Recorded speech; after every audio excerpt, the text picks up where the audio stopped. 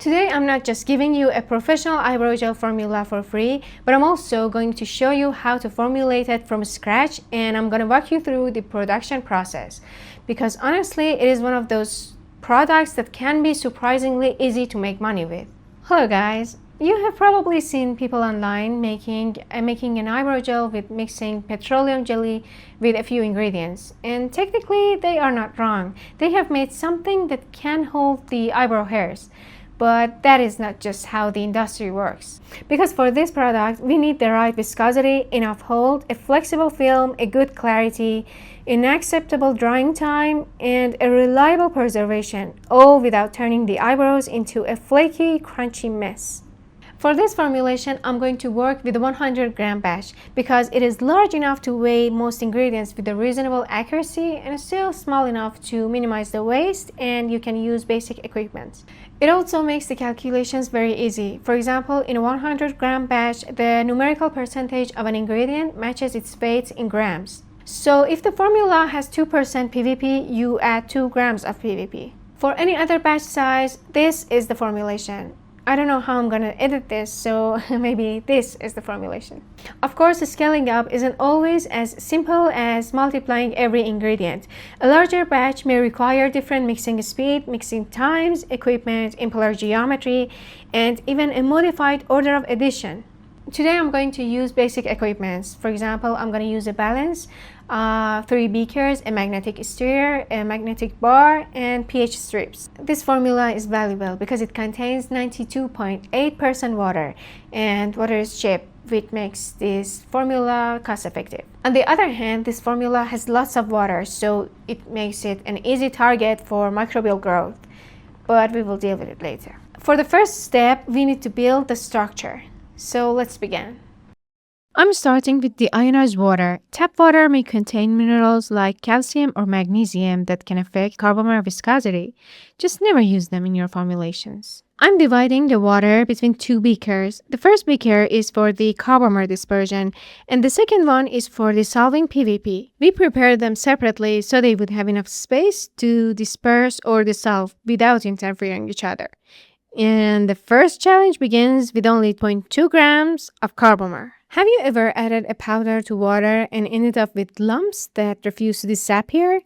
Carbomer annoyingly can do the exact same thing. I'm slowly sprinkling 0.2 grams of carbomer across the surface of the water instead of dropping it into one spot. If I do, the outside of the powder can hydrate very quickly and form a gel layer around the dry material trapped inside. Formulators often call these clumps fish eyes, and despite the cute name, they are pain in the ass. So I'm adding the powder gradually, and I'm also keeping the mixing control. If the mixing is too slow, the powder may remain on the surface or collect in one area.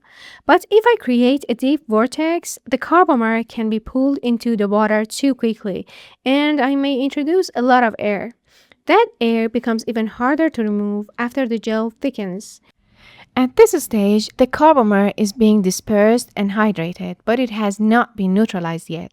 Carbomer has 3 phases actually. Dispersion distributes the particles through the water, hydration allows the particles to become fully wetted, and neutralization comes later and causes the polymer chains to expand, creating most of the final viscosity. The reason we only use 0.2 grams of carbomer is that it absorbs a large amount of water. After neutralization, though, its polymer chains expand to form a 3-dimensional network in the liquid. That network is what turns this thin dispersion into a gel. For a clear high viscosity product, Carbomer 940 or Carbomer 980 can be a reasonable starting point, depending on the supplier or the complete formulation though. For now, I'm allowing this phase to hydrate while we prepare the ingredient responsible for actual eyebrow hold. In the second beaker, I add 2 grams of PVP to the water. PVP is the main film former in this formula, so this is how it works when you apply the finished gel. The water begins to evaporate and the PVP remains behind and forms a thin film around the eyebrow hairs. Carbomer helps the product stay inside the bottle, and PVP helps it stay on your eyebrows. I'm using 2% PVP, though a range of 1.5 to 2.5 could be evaluated depending on the product type you want. You may assume more PVP would automatically give us better hold, but if the concentration is too high, the dried film can become rigid and brittle. And when the eyebrows move or when someone touches them, the film can crack into white flakes, which is horrible. Later, if this formula needs a stronger hold, I wouldn't immediately add a large amount of extra PVP.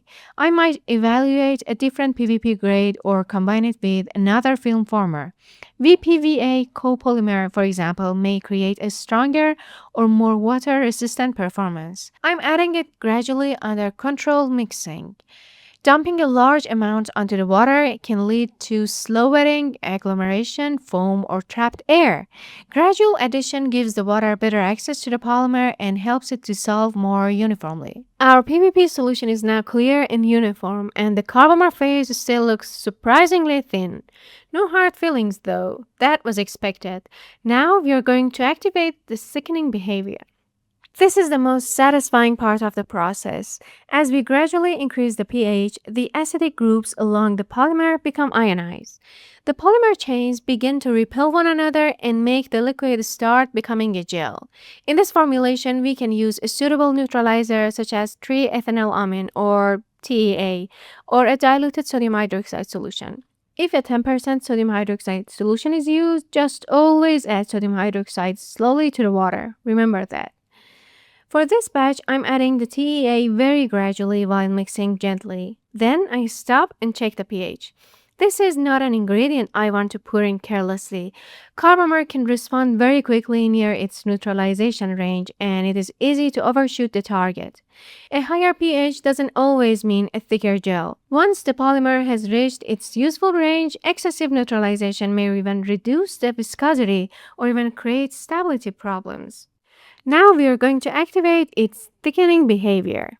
And now you can see the change. What looked like a thin, cloudy dispersion is developing structure and becoming a gel. For this eyebrow gel, I'm aiming for a final pH of approximately 5.5 to 7. The PVP is fully dissolved and the carbomer phase has been neutralized. Now I'm slowly adding the PVP solution to the carbomer gel. The gel may also appear thinner when the phases are first combined. If that happens, don't panic.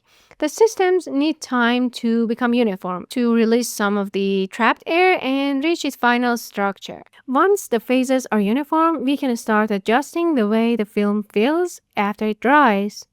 The next ingredient is 3% propylene glycol. Propylene glycol functions as a humectant and solvent, but its practical role here is closely connected to the PVP film. Without enough flexibility, the dried film may feel stiff and become more likely to crack or flake. But adding too much humectant creates the opposite problem. The product may take longer to dry, feel tacky, and provide less satisfying hold. So again, we are looking for balance. Propanediol could be an alternative, and glycerin is another possibility, but it can feel stickier in the final product. The gel now looks nearly finished, but this next step is essential. Because the product contains more than 90% water, it can support microbial growth if it is not adequately preserved. Remember, vitamin E is just an antioxidant. It can help slow the oxidation of oils and other oxidation-sensitive ingredients, but it doesn't provide a reliable protection against bacteria, yeast, or mold. Polysorbates are solubilizers. They can help incorporate small amounts of oil-soluble material into a water-based product, but they are not reliable preservatives. An antioxidant manages oxidation, a solubilizer helps incorporate oil, and a preservative controls microbial contamination. And depending on the formula, we may need all three, but they cannot replace one another. For this formula, one possible option is commercial blend of phenoxyethanol and ethyl hexyl glycerin. Phenoxyethanol provides much of the antimicrobial activity against bacteria, and ethyl hexyl glycerin mainly acts as a preservative booster and can improve the overall performance of the system. And I'm adding 1% of the preservative and mixing gently. At the end, look at the result. First, the appearance. The gel should be uniform with no visible carbomer clumps. That's horrible. And undissolved PVP. So that's how a formula made mostly from water becomes a functional eyebrow gel instead of just another homemade mixture. The ingredients themselves are only part of the work, and the real formulation challenge is balancing the ingredients. And sometimes the most professional formulation decision is not adding another ingredient, it's understanding what the product actually needs. Subscribe if you want to come behind the scenes and formulate with me. Thank you guys for watching.